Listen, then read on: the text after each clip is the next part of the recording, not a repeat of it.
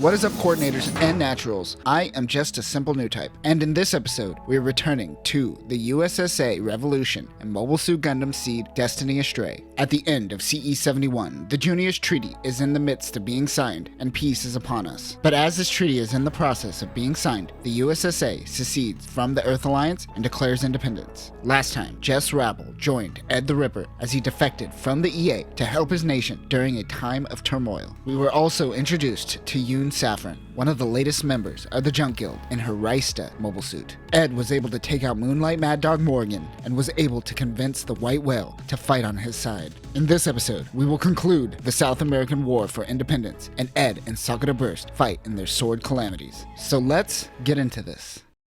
We get a few color splash pages of Sakura Burst and Ed the Ripper fighting, but then we cut back to the USSA base where Barry Home meets with Ed and Jess. Barry helped Yoon get out of his situation regarding the Zaku mass production trial type, destroying a series of Dagger L's during the ceasefire. Barry and Ed look at each other. They were apparently enemies during the Battle of Yakin-Due. Remember, the Battle of Yakin-Due was the final battle of the First Alliance Plant War. During this battle, Kida killed Raoul Le Creuset, and Atherin did a Star Wars. But like the Battle of Abawaku in Universal Century, many people were involved in the final battle in Mobile Suit Gundam Seed. Ed and Barry are on different paths now, and they welcome each other as teammates for the upcoming battle. Jess takes this opportunity for a photo op. That is when Kate comes out of nowhere. Jess tells him to go away, but reminds him that recently he was saved by Kate. We then get small snippet panels that are referenced from the Dengeki Hobby book of Destiny Astray, and no, I'm not doing it. Stop gachaponing everything.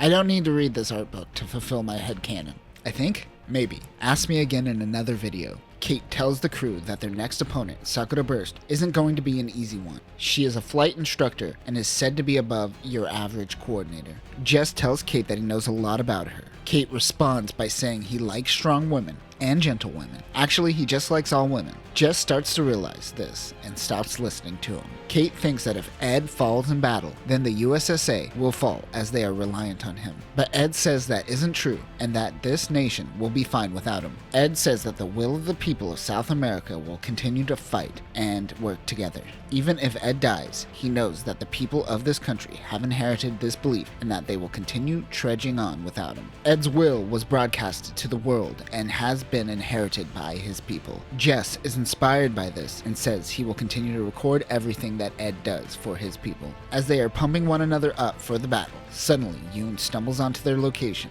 I don't know if she has been there the whole time or that she just bumbled her way into the scene, but I think that's the point, is that you always forget she's there. Oh, Yoon.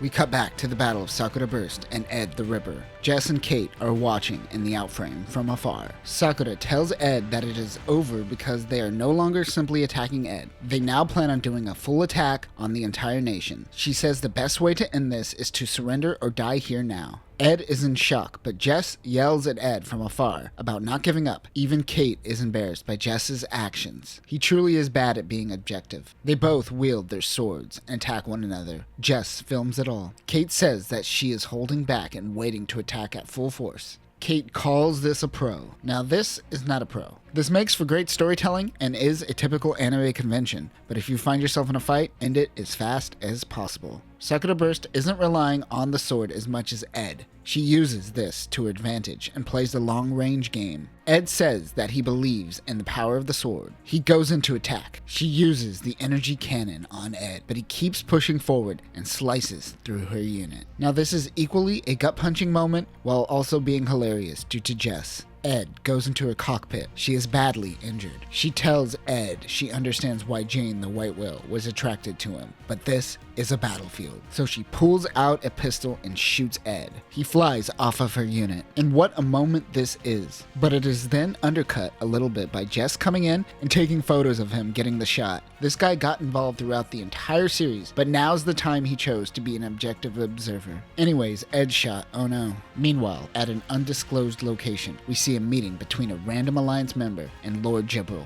We know that Logos, and thus Blue Cosmos, was the one that controls EA, but it seems they were already making moves before the ink was dry on the Junius Treaty. Jibril says that he is over trying to take control of South America and they are no longer needed. We know that the Junius Treaty didn't put an end to Blue Cosmos. It was already a shit show. But here we see just how much of a shit show it actually was behind the scenes. The Earth Alliance's influence is starting to dwindle as more and more desire independence. However, we know that EA will simply take control of most of the Earth with force in CE73. As they go to try to resuscitate Ed, more mobile suits come in. They look like strike daggers. Jess demands to let them through so they could help Ed, but they refuse. Kate wants to take control of the mobile suit as he is a better pilot in battle, but this is Jess's mobile suit and he wants to protect it. For the first time, kind of, a stray outframe goes into battle mode and preps for battle. Kate is attending to both Ed and Sakura Burst, who are currently dying while Jess prepares for battle. It looks like they are in the back home, which is,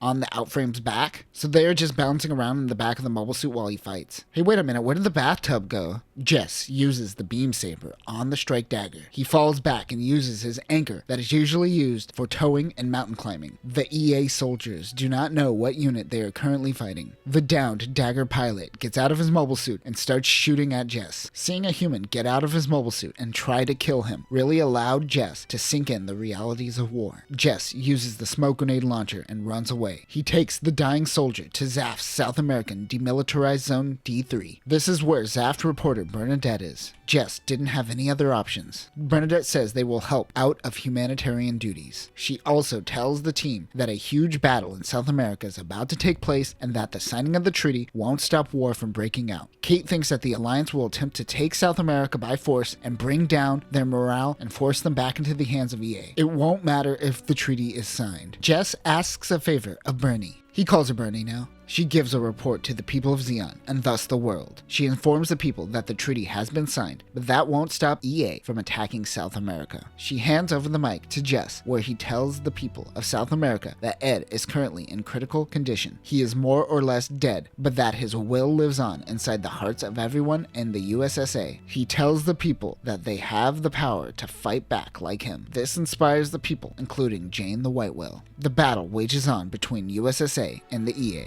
Suddenly, Zaft comes in. Specifically, Shiho Hanenfuss comes in exclaiming that now that the treaty is signed, they are here to help bring aid to the people of USSA. Shiho is a background character who had her own one-shot called The Blooming of Hosenka on the battlefield. Oh my god, I can't do it. There's too many. She shows up in the background of the show here and there, and she is also in love with Isa. She was also a part of the Le Creuset team. She is piloting her Sigu Deep Arms. The acronym from the YFX-200 Sigu Deep Arms stands for Directional Energy Emissions Experimental. It is a mobile suit used to test the beam technology that Zaft stole from the Alliance at the beginning of the war. Although the beam cannon's cooling issue was not really solved, their performance reached a good enough level, and the data gained during their usage is used by Zaft to develop new weapons to this day. Good enough has sadly been the driving factor of every single war ever. Outside of the thermal energy cannon, it also wields a heavy laser sword and a 76mm heavy assault machine gun. On the battlefield, Barry Ho is fighting in his dagger. This guy gets out of his Gundam and does a sidekick on the head of the enemy's dagger. After kicking, he runs off right in time because Guy in the blue frame, along with the rest of Serpent's Tail, comes in and protects the USSA forces. They have been hired to protect South America post-treaty signing. Barry notices the Serpent's Tail symbol on Guy's mobile suit. The blue frame is great. Go watch our Gundam Seed Astray videos for more on Guy and the blue frame. Meanwhile, Mattias is getting a cubist painting done of his flamboyant face. He gets a call informing him of the signing of the treaty. He speculates that Eileen will soon be replaced with someone new. Of course, we know this will be Durandal. I don't know if we ever mentioned her by name, but in between Patrick Zolla and Durandal was Chairman Eileen, who helped with the diplomatic committee in charge of treaty negotiation. A part of the treaty was one key point. All national boundaries on Earth had to be restored to status status quo antebellum. Just like Orb, South America will be given back their borders and can declare independence once again. Sakura Burst goes back to the EA. The Alliance declares Ed as a deserter. Ed goes on to be declared missing in action. Jess asks Kate if he did the right thing. He tells Jess he technically failed because he got involved, but he thinks that Jess's report was fantastic. They leave South America.